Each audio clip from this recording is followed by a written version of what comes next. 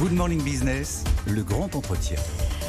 Le grand entretien ce matin avec une bonne nouvelle. Jean-Luc Tavernier, vous êtes le directeur général de l'INSEE. Première estimation de la croissance au premier trimestre, plus 0,2%. Vous attendiez 0. Donc on est à 0,2, donc c'est une bonne nouvelle. Bonjour, oui, bonjour. On attendait 0,0. Et 0,2 c'est une bonne surprise, en effet, par rapport à ce qu'on prévoyait. La Banque de France était à 0,2, donc il faut leur rendre hommage, oui. Ils avaient bien prévu.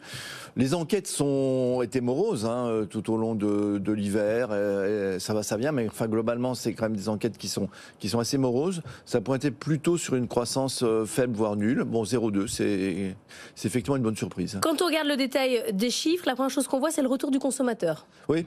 Alors ça, on l'attendait. En fait, on a deux forces à l'œuvre.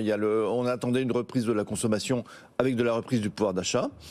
Et puis, parce qu'il y a de la désinflation et parce qu'il y a beaucoup de hausses de revenus, par exemple, prenons les retraites qui ont augmenté en début d'année. Et puis, par contre, la force antagoniste, c'est le fait que les taux d'intérêt sont toujours élevés et ça pèse sur l'investissement. Alors, la consommation est un petit peu meilleure que ce qu'on prévoyait. Elle se réveille effectivement. Plus 0,4. 0,4. On prévoyait 0,3, vous voyez. Beaucoup de consommation en plus dans le secteur des services, donc avec peu de contenu en importation. Donc c'est plutôt favorable à la croissance. Et par exemple, dans l'hôtel HR, ce qu'on appelle HR, c'est hôtel, café, restaurant, plus 1,5% sur le trimestre. Donc un réveil de la consommation qu'on attendait, qui est encore timide, à vrai dire, mais qui est manifeste. Vous dites sur l'investissement, c'est pas encore ça, mais quand même plus 0,5, il s'est quand même passé des choses après un certain attentisme. On a passé un quatrième trimestre 2023 difficile. Et oui, ça résiste l'investissement. On attendait vraiment, nous, une stabilité de l'investissement des entreprises, une baisse de l'investissement logement des ménages. Alors la baisse de l'investissement logement des ménages, on l'a. Ouais. Par contre, côté entreprise, ça résiste plus que ce qu'on croyait, avec pas mal d'investissements dans les services informatiques, les logiciels, et puis aussi pas mal d'investissements dans les flottes d'entreprises. Alors ça peut être des phénomènes un petit peu ponctuels. Je ne pense pas que l'investissement va être quand même flambant en ce début d'année, au deuxième trimestre, Vous dites du niveau des taux d'intérêt, mais on a eu des phénomènes de résistance de l'investissement au premier trimestre. Vous dites service aux entreprises, c'est l'intelligence artificielle là qui booste dans les boîtes. Vous n'allez peut-être pas à ce niveau de détail. Non, on n'a pas ce niveau de détail, mais ça peut bien sûr. En tout cas, service informatique, c'est achat de logiciels, bien sûr. Bon, quand on prend tout ça, on voit que des bonnes nouvelles. On se dit que finalement les agences de notation ont eu raison de ne pas nous dégrader, que ça c'était une bonne anticipation sur l'avenir, même s'il y avait toujours évidemment cette question des finances publiques. Est-ce qu'on va arriver au 1% tant attendu pour le gouvernement ? Sur l'année. L'acquis à la fin du premier trimestre, c'est 0,5. C'est-à-dire si on avait 0 déjà ça. Au deuxième, troisième, quatrième, il y a 0,5. Alors l'acquis n'est jamais acquis, ça pourrait baisser. Mais enfin bon, globalement, alors après le petit calcul qui est facile à faire, c'est de savoir combien il faudrait chaque trimestre pour arriver à 1% en moyenne annuelle. Bon, en gros, c'est 0,3. Donc vous voyez, c'est pas hors d'atteinte. Il faut que ça continue à se réveiller, notamment du côté de la consommation. C'est pas hors d'atteinte. C'est pas fait, mais c'est pas hors d'atteinte. Moi, j'entends quand même que des signaux positifs, sachant qu'on n'a pas encore eu les JO, sachant qu'ils pourraient encore dynamiser un peu l'hôtellerie-restauration et tout ça, sachant qu'on n'a pas encore eu de baisse des taux du côté de la Banque centrale, et sachant que l'inflation, on aura les chiffres à 8h45, vous n'allez pas nous les donner 20 minutes avant, mais qu'a priori, on est quand même sur une pente globale où l'inflation est en train de rentrer dans son tube de dentifrice. Il n'y a que du positif.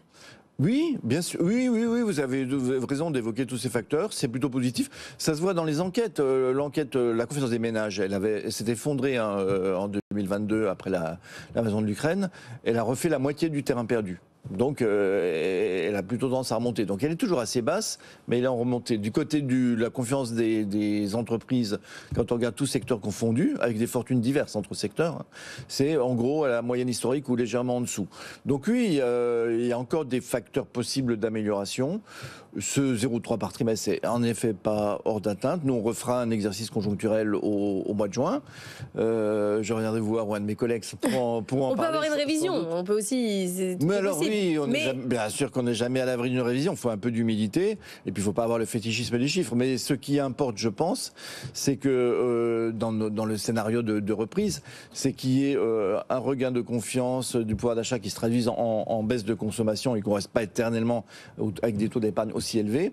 Et puis qu'avec le reflux de taux d'intérêt, on est passé la pire des difficultés sur l'investissement et qu'il puisse remonter à l'avenir. Vous disiez sur les questions des secteurs, des fortunes diverses. Sur le bâtiment, qu'est-ce qu'on voit? Alors sur le bâtiment, sur l'ensemble du bâtiment travaux publics, c'est étal. Là, sur le premier trimestre, on s'attendait à une baisse. En fait, le bâtiment continue de baisser et l'investissement logement des ménages continue à être bas, sans surprise. En revanche, les travaux publics sont un peu meilleurs que ce qu'on anticipait. Donc c'est zéro pour la construction, c'est zéro aussi pour l'ensemble de l'industrie. Mais vous voyez, c'est ce premier trimestre, au sein de l'industrie manufacturière, les industries agroalimentaires qui se portaient mal ces derniers temps se redressent assez vite, alors que l'industrie automobile a été plombée par des difficultés d'approvisionnement. Donc sur la question alimentaire, c'est l'inflation qui se stabilise et du coup permet aux consommateurs de revenir, aux industriels de réinvestir. Là, on change de monde. On a les effets... Fini les plus 16, quoi, d'inflation qu'on a connue.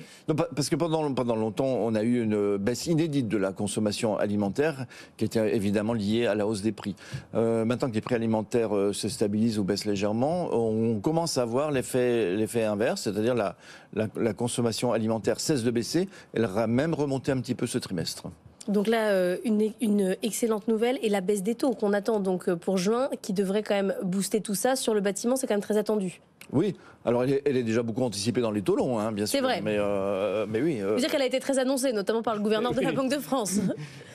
Donc là, évidemment, ça va permettre de redynamiser. C'est 1%, vous nous dites. On est déjà sur un acquis de 0,5. Qu'est-ce qui pourrait être un choc inverse? Qu'est-ce qui pourrait faire qu'on n'y arriverait pas? Vous savez, alors là, depuis plusieurs années, on a appris quand même à être un peu modeste par rapport à l'actualité, et notamment géopolitique. On n'est absolument jamais à l'abri d'un choc géopolitique. Du point de vue économique,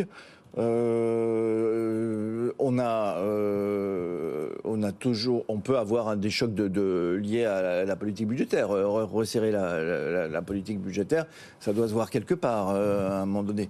Mais globalement, je crois que les alertes viennent plutôt toujours, encore une fois, l'ordre de l'économie, du géopolitique. On a eu des chiffres de croissance de nos voisins allemands qui sont plutôt encourageants après eux aussi le choc qu'ils ont connu, notamment pareil sur la fin de l'année 2023. Ça aussi, c'est important pour nous, le couple franco-allemand qui redémarre.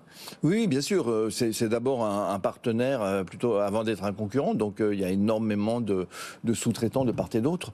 Donc, évidemment, c'est important. Alors, la révision, j'ai compris que la révision qu'avait fait le gouvernement... Révision à la hausse. Oui, voilà. Mais qui reste quand même avec une croissance à 0,3%, me semble, sur l'ensemble de l'année. Donc, très inférieure à celle de la France. Mais là aussi, je pense que le pire est passé.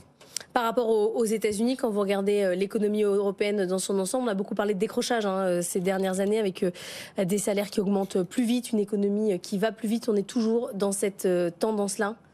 Oui, alors il faut faire très attention parce que quand on compare frontalement comme ça les chiffres, ça fait mal. Les États-Unis, brutalement sur 20 ans, l'Union européenne, ça fait mal. Mais on passe au silence la démographie. Donc c'est pas du tout en termes de PIB par tête, la différence est moindre. On passe aussi sous silence le fait que l'évolution globale des finances publiques américaines est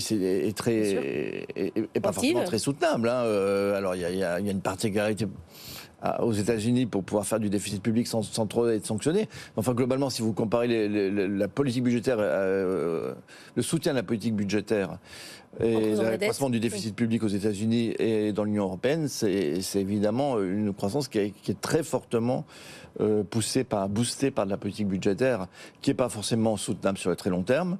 Voilà, donc il ne faut pas non plus caricaturer, mais c'est vrai que globalement, on a quand même un vrai sujet, je pense, de productivité dans l'ensemble de l'Union européenne, sans doute. Je ne vais pas vous demander de faire Madame Irma, mais sur les Jeux Olympiques, on attend un impact sur le PIB de quel ordre? Des cacahuètes, un vrai impact? Qu'est-ce que vous estimez?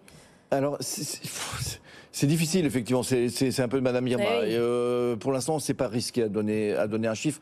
Le seul chiffre qu'on a donné, c'est les chiffres d'investissement en travaux publics, en bâtiments, qu'on pouvait déjà connaître, hein, qui ont donc sans doute joué dans la résistance du bâtiment et des travaux publics sur la dernière période.